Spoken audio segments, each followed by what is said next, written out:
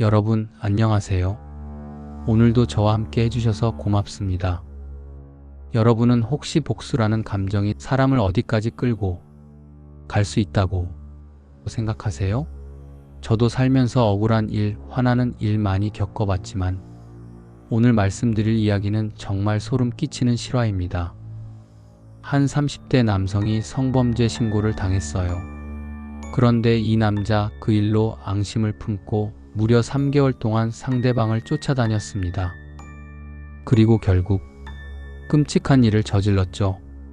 경찰이 드론까지 띄우고 수색견까지 동원해서 30시간 만에 산에서 잡아냈는데요. 어떻게 이런 일이 일어날 수 있는지 차근차근 들려드릴게요. 이야기는 몇 년 전으로 거슬러 올라갑니다. 경기도에 사는 이 남성 이름을 김모 씨라고 하겠습니다. 30대 중반의 평범한 직장인이었어요. 김 씨는 평소에 단골로 다니던 마사지 업소가 하나 있었습니다. 요즘 흔히 말하는 그런 곳이었죠. 그곳에서 일하던 중국 국적의 여성을 알게 됐어요. 이 여성을 박모 씨라고 부르겠습니다. 박 씨는 30대 초반으로 생계를 위해 이런 일을 하고 있었던 거죠. 처음에는 그냥 손님과 업소 직원 관계였습니다. 그런데 시간이 지나면서 김 씨와 박 씨 사이에 뭔가 특별한 감정이 생겼어요. 김 씨는 박 씨만 찾아갔고 박 씨도 김 씨를 특별하게 대했답니다. 이런 관계가 몇 년 동안 이어졌어요. 김 씨 입장에서는 연인 같은 느낌이었을 거예요. 하지만 박 씨에게는 어땠을까요? 아마 그냥 단골 손님 정도였을지도 모르죠. 그런데 어느 날 청천벽력 같은 일이 벌어졌습니다. 박 씨가 김 씨를 경찰에 신고한 거예요. 성범죄 혐의로 말이죠. 정확히 어떤 일이 있었는지는 알 수 없지만 둘 사이에 뭔가 큰 갈등이 있었던 것 같습니다. 김 씨는 갑자기 경찰서에 불려가게 됐어요. 상상해 보세요. 몇 년 동안 특별한 관계라고 생각했던 사람에게 갑자기 신고를 당하는 기분이 어떨까요? 경찰 조사를 받던 김 씨는 결국 성매매를 했다고 자수했습니다. 아마 더 큰 죄목을 피하려고 했던 것 같아요. 하지만 김 씨의 마음속에는 분노와 배신감이 깊이 자리 잡았을 거예요. 내가 몇 년 동안 너를 좋아했는데 너는 나를 경찰에 신고해? 이런 생각이 들었을 겁니다. 그리고 이 감정이 나중에 돌이킬 수 없는 비극으로 이어지게 되죠. 한편 박 씨는 어떻게 됐을까요? 신고 사건 이후 박 씨가 일하던 마사지 업소는 문을 닫게 됐어요. 생계가 막막해진 박 씨는 새로운 일자리를 찾아야 했습니다. 다행히 얼마 후 다른 지역의 한 오피스텔 건물에 있는 식당에서 일할 수 있게 됐어요. 중국 음식점이었는데 박 씨는 거기서 홀 서빙을 담당했습니다. 박 씨는 아마 이제 새로운 삶을 시작할 수 있다고 생각했을 거예요. 과거의 일들을 뒤로하고 평범한 식당 직원으로 살아가려고 했던 거죠. 하지만 박 씨는 몰랐습니다. 김 씨가 여전히 자신을 잊지 못하고 있다는 걸, 그리고 그 감정이 복수심으로 변해가고 있다는 걸 말이에요. 김 씨는 성매매 사건으로 처벌을 받았지만 마음의 상처는 아물지 않았어요. 오히려 시간이 지날수록 박 씨에 대한 원망이 커져갔습니다. 내가 뭘 그렇게 잘못했다고 경찰에 신고까지 해? 몇 년 동안 정성껏 대해줬는데 이게 보답이야? 이런 생각들이 김 씨의 머릿속을 계속 맴돌았어요. 그리고 언젠가부터 박 씨가 어디서 뭘 하고 사는지 궁금해졌습니다. 김 씨는 박 씨의 행방을 쫓기 시작했어요. 처음에는 그냥 궁금함 때문이었을지도 모르죠. 하지만 점점 집요해졌습니다. 인터넷을 뒤지고 지인들한테 물어보고 심지어 직접 발품을 팔며 박 씨를 찾아다녔어요. 이게 얼마나 무서운 일인지 아시겠어요? 누군가가 나를 이렇게 쫓아다닌다고 생각해보세요. 무려 3개월 동안 이런 추적이 계속됐습니다. 김 씨는 마침내 박 씨가 어느 오피스텔 건물의 중국 음식점에서 일하고 있다는 걸 알아냈어요. 그리고 김 씨의 마음속에는 이미 섬뜩한 계획이 자리 잡고 있었습니다. 그리고 드디어 그날이 왔습니다. 김 씨는 미리 치밀하게 준비했어요. 먼저 렌터카를 빌렸습니다. 자신의 차를 쓰면 추적당할 수 있으니까요. 그리고 흉기도 준비했어요. 이게 얼마나 계획적인 범행인지 알 수 있죠. 새벽 시간이었습니다.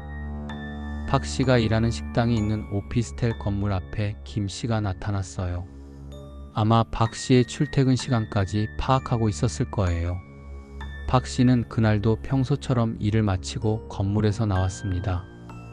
새로운 직장에서 열심히 일하며 새 삶을 꿈꾸고 있던 박 씨. 그런데 갑자기 김 씨가 나타난 거예요. 박 씨는 깜짝 놀랐을 겁니다. 왜 여기에? 김 씨와 박 씨 사이에 어떤 대화가 오갔는지는 정확히 알 수 없어요. 하지만 김 씨의 마음은 이미 결정된 상태였습니다. 김 씨는 준비해온 흉기를 꺼내 박 씨에게 치명적인 상해를 가했어요. 3개월 동안 쌓인 분노와 원망이 그 순간 폭발한 거죠. 피해를 당한 박 씨는 그 자리에서 안타깝게도 목숨을 잃고 말았습니다. 범행을 저지른 김 씨는 당황하지 않았어요. 이미 다 계획해 놓은 일이었거든요. 김 씨는 즉시 미리 빌려둔 렌터카에 타고 그 자리를 벗어났습니다. 목적지는 강원도였어요. 왜 강원도였을까요? 아마 산이 많아서 숨기 좋다고 생각했을 거예요.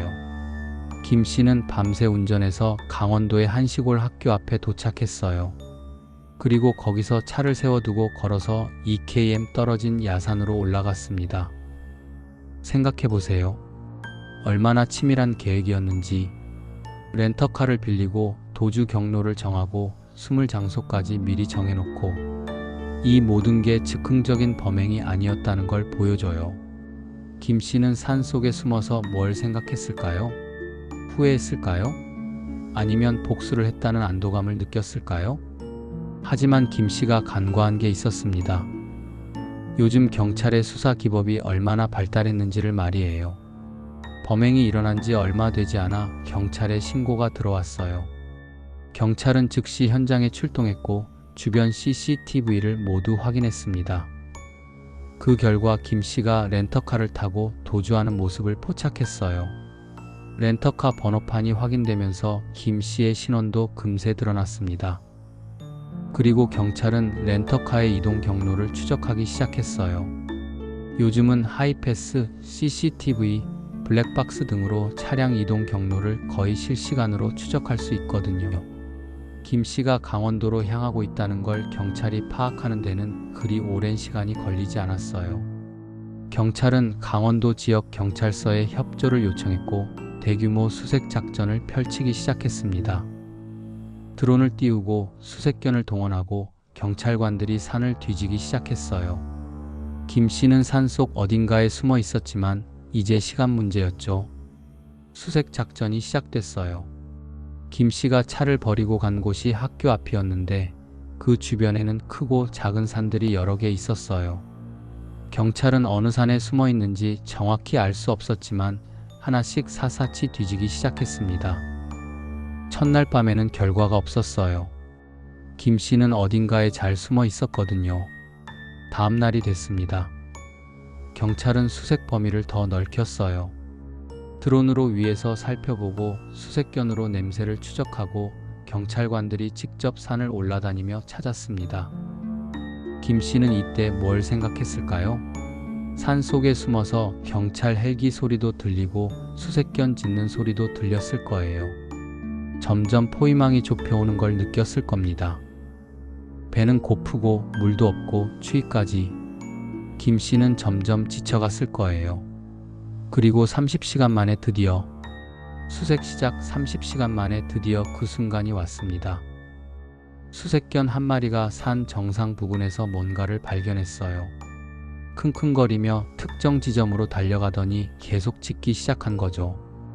경찰관들이 급히 그 지점으로 달려갔습니다. 그리고 바위 틈 사이에 숨어있는 김 씨를 발견했어요.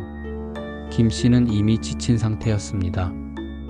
30시간 동안 산 속에서 추위와 배고픔을 견뎌야 했으니까요. 경찰이 나타났을 때 김 씨는 별다른 저항을 하지 않았어요. 김모 씨 체포합니다. 경찰관의 말에 김 씨는 그냥 고개를 끄덕였답니다. 아마 이미 체포될 걸 각오하고 있었을 거예요. 수갑이 채워지고 김 씨는 산에서 내려와 경찰서로 향했습니다. 3개월간의 추적, 치밀한 범행 계획, 30시간의 도주. 모든 게 끝난 순간이었어요.